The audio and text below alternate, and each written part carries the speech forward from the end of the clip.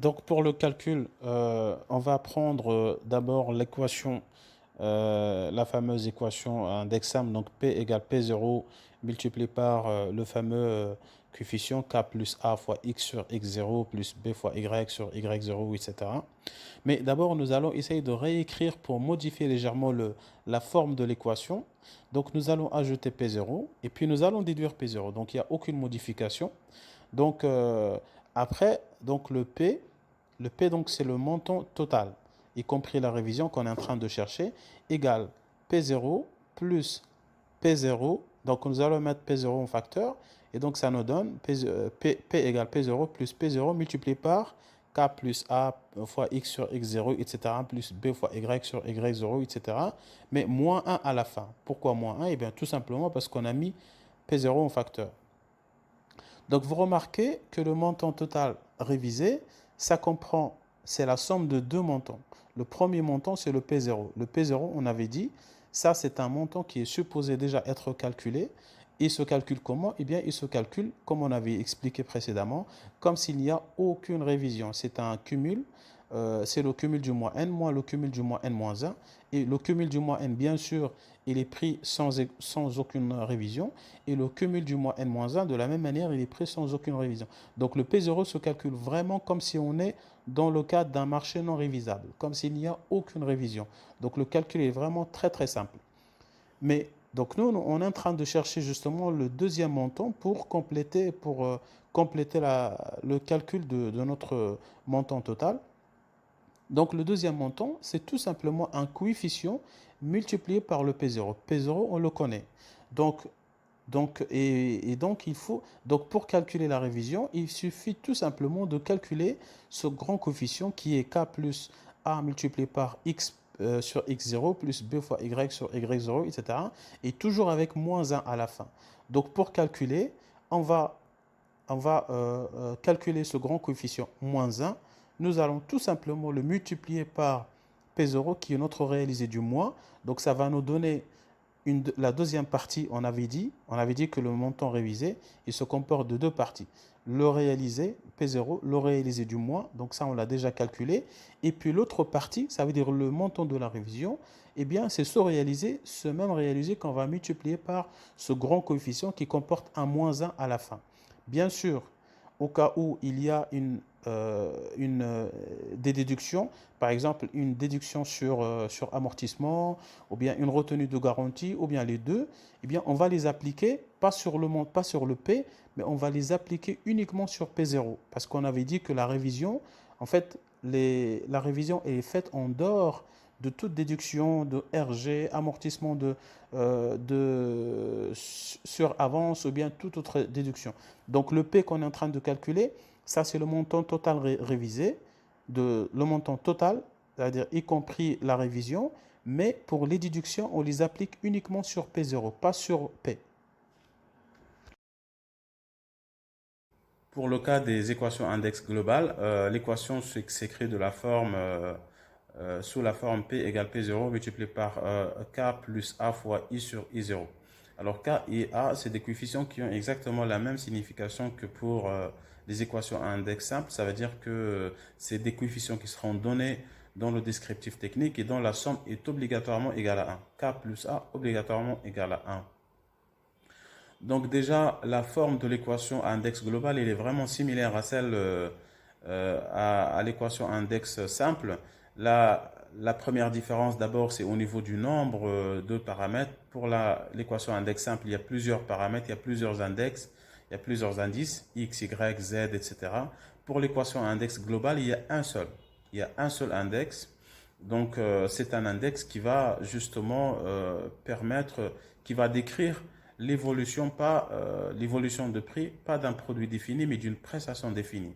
Contrairement à l'équation index simple, dont les index décrivent l'évolution de prix de produits bien définis. Donc là, nous sommes en train de parler de prestations. Par exemple, les travaux, tout cours d'état de bâtiment, donc ça englobe tout. Ça englobe la menuiserie, la plomberie, le gros œuvre, les revêtements, etc. Il peut s'agir par exemple d'index qui décrit l'évolution, par exemple, des travaux de fondation profonde. Donc c'est vraiment des prestations dont les travaux sont cohérents entre eux. Ça peut décrire par exemple des travaux de chaussée, etc., etc. Ces équations index global, c'est donc ces index globaux, c'est donc des indices qui permettent de décrire l'évolution, pas de produits, mais de prestations. Généralement, c'est des prestations qui sont cohérentes, homogènes. Donc, dans la liste, on peut par exemple trouver l'index qui permet de décrire l'évolution, par exemple, qui concerne les travaux de grosses œuvres type A, ça veut dire avec des murs porteurs en aglo. Cet index, il porte le symbole GOA. Donc, dans notre équation, au lieu de I sur I0, eh bien, nous allons, au cas où le prescripteur il opte pour cet index, eh bien, nous allons trouver GOA sur GOA0. Nous avons mais ça concerne les marchés d'habitat économique. Pour le gros œuvre type B, avec ossature en béton armé, eh bien, l'index global qui décrit toute cette prestation, il porte le symbole GOB. Donc, on peut, si on opte pour cet index, eh bien, nous allons trouver dans l'équation GOB sur GOB0, par exemple. Bon, si on cherche un peu plus loin, par exemple, toujours pour le bâtiment, des prestations qui concernent à la fois le gros œuvre, le revêtement et l'étanchéité, eh bien, on peut utiliser une équation index global avec l'index BAT1. L'index, il porte le symbole BAT1. Pour la menuiserie, c'est BAT2. Pour l'électricité, les travaux d'électricité, c'est BAT3. Pour la plomberie sanitaire, c'est BAT4, etc. Pour le bâtiment tout court d'État, hein, TCE, c'est BAT6. Ça veut dire, dans cet index, nous allons tous les travaux qui concernent justement, voilà, tous les corps d'État, quoi, pour la réalisation d'un bâtiment. Voilà. Donc vraiment, ces index, ils permettent de décrire c'est pas des produits, mais c'est vraiment des prestations complètes.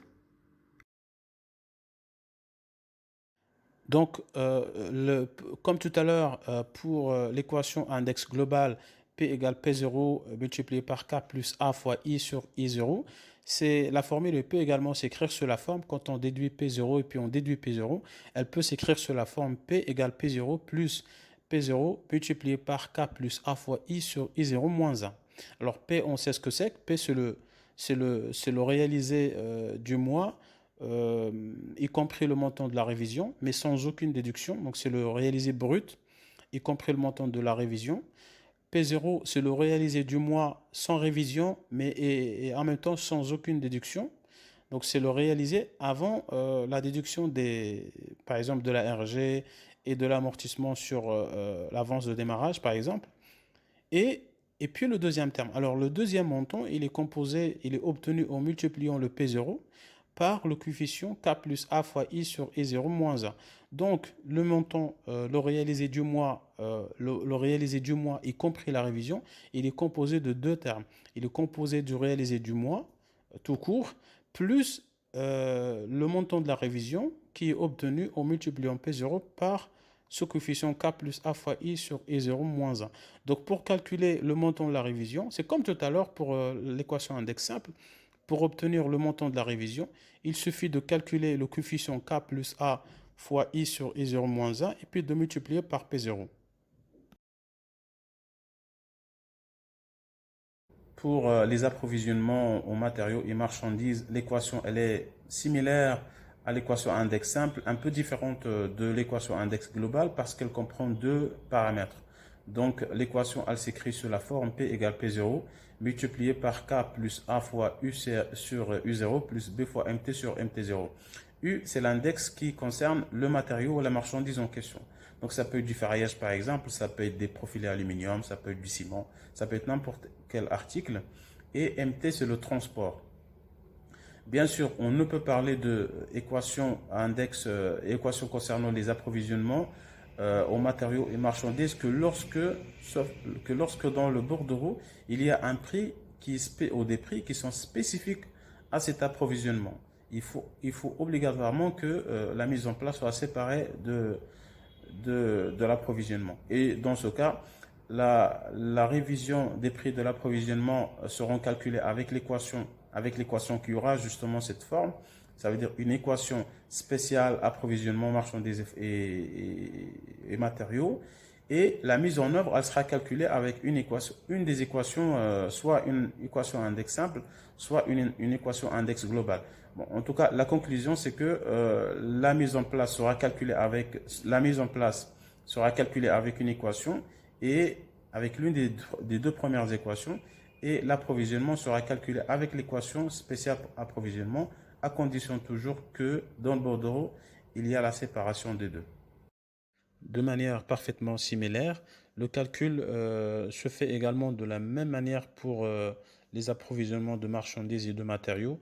Donc l'équation qui s'écrit à la base de la manière P égale P0 multiplié par K plus A fois U sur U0 plus B fois MT sur MT0. Donc exactement de la même façon, on peut réécrire l'équation de la manière P égale P0 plus P0 fois entre parenthèses, K plus A fois U sur U0 plus B fois MT sur MT0 moins A. Donc, P0, on les connaît. Et donc, pour calculer le montant de la révision, il correspond à P0 multiplié par ce coefficient qui est K plus A fois U sur U0 plus B fois MT sur MT0 moins A. Donc, pour calculer le montant de la révision, il suffit tout simplement de calculer la valeur de ce coefficient et puis de le multiplier par P0. Le calcul de la révision de prix est assez simple, mais il peut devenir compliqué. D'abord parce que le marché peut contenir plusieurs formules. On peut avoir par exemple une formule pour les matériaux et marchandises, une autre formule pour, si notre projet par exemple comprend un bâtiment, une chaussée, éventuellement autre chose. Donc on peut avoir une formule pour les appros, une autre formule pour le bâtiment, une formule pour la chaussée et éventuellement une quatrième formule. Les formules peuvent être index simple, index global, donc ça peut compliquer la chose. Mais pour nous, dans le calcul, pour simplifier, nous allons diviser, dans le calcul seulement, on divise notre projet comme si on a plusieurs projets, plusieurs petits projets. Donc nous allons calculer la révision de prix par rapport à chaque partie de projet et ensuite on va faire la somme. Mais le calcul peut être encore un peu plus compliqué. Nous avions dit, en fait, quand le décompte s'étale sur plusieurs mois, parce que nous avions dit que la valeur des index, elle est publiée de manière mensuelle. Mais il y a des décomptes et le calcul doit se faire par rapport aux mois pendant lesquels les travaux ont eu lieu. Mais on peut avoir un décompte, par exemple, dont les travaux s'étalent sur 3 mois. Par exemple, sur le mois de mars, avril, mai. Juste à titre d'exemple. Donc, normalement, ce qu'il faut faire, c'est qu'il faut considérer les travaux qui ont réellement eu lieu pendant chaque mois. Mais comme en pratique, c'est difficile de faire cette répartition, on peut calculer le prorata, c'est-à-dire par rapport au réalisé du décompte concerné, de la période plutôt, nous allons calculer, c'est quoi le prorata qui correspond à chaque partie. Donc, par exemple, pour le mois par exemple, si les travaux ont eu lieu, c'est le décompte prend 15 jours du mois de mars, 30 jours du mois d'avril et 15 jours du mois de mai. Donc nous allons réaliser justement de ce décompte et nous allons calculer la quote-part de chaque partie. Donc pour le mois de mars, c'est 15 jours, c'est 15 multiplié par le réalisé du décompte qu'on va diviser par 15 plus 30 plus 15. Pour le mois d'avril, on va multiplier par 30, le réalisé multiplié par 30, et puis on va diviser par 15 plus 30 plus 15. Et pour le mois de mai, on va multiplier le réalisé par 15, et on divise par 30 plus 15 plus 30 plus 15. Donc, c'est comme si on va faire une répartition. On calcule la quote-part par rapport à chaque mois aux portions de mois. Et par la suite, on va prendre les index qui correspondent à chaque mois. Et donc, on calcule la révision par rapport à chaque mois aux portions de mois. Et donc, on fait la somme. Seulement, dans ce calcul, nous prenons le nombre exact de mois. Parce que dans l'ancienne réglementation,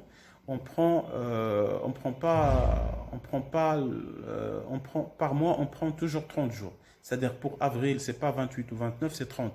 Pour mars, juillet, août, c'est 30. Pour avril, c'est 30. Ça veut dire que pour tous les mois, on prend 30 jours. Ça, c'était dans l'ancienne réglementation. Mais maintenant, avec la nouvelle réglementation, on considère le nombre réel de jours. Donc, par exemple, avril, c'est 28 ou bien 29. Pour mars, c'est 31, c'est pas 30, etc. Donc c'est ça. Il y a également une autre précision à faire par rapport quand les index ne sont pas publiés et qu'on doit éditer un décompte. Donc dans ce cas, on ne fait pas de révision. Avant, ce qui se faisait, c'est que on calcule avec les index qui sont sortis à date et ensuite on régularise. Mais avec la nouvelle réglementation, on ne fait pas de révision, on ajoute la révision et lorsque ces index sont publiés, et bien dans le décompte qui suit, on va justement faire la régularisation, c'est-à-dire qu'on va calculer avec les vrais index. Pour le dernier décompte, pour le dernier décompte provisoire, comme il n'y a pas un autre décompte qui va suivre qui va nous permettre de corriger ou de régulariser, on calcule avec les derniers index qui sont publiés à date.